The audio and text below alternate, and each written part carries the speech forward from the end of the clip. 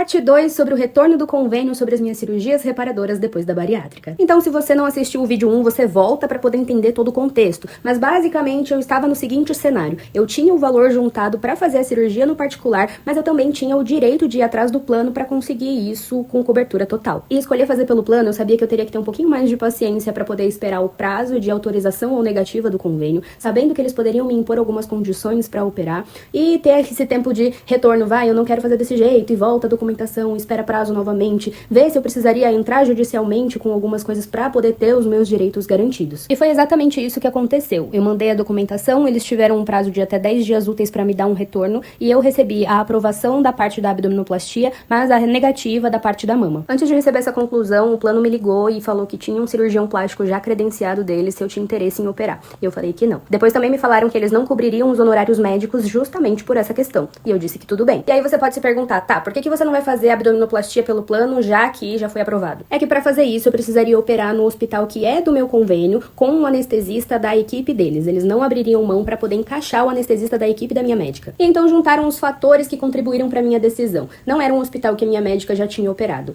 Os equipamentos para uma cirurgia mais prolongada não eram garantidos para que eu tivesse realmente uma segurança de pós-operatório imediato.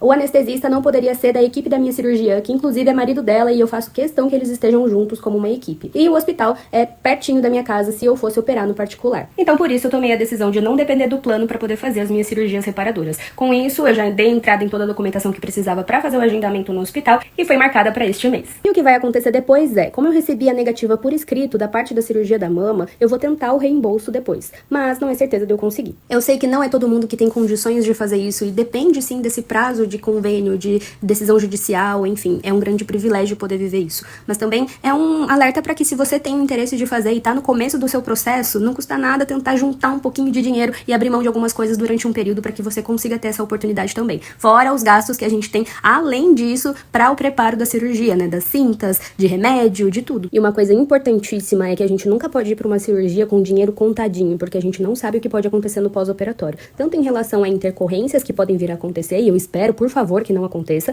como precisar de algumas sessões a mais de drenagem, ou de equipamentos, ou serviços, enfim, que a gente precisa estar preparado financeiramente para isso. E eu quero saber se você tem alguma curiosidade e o que você gostaria de acompanhar sobre esse meu processo de cirurgias reparadoras. Deixa aqui nos comentários.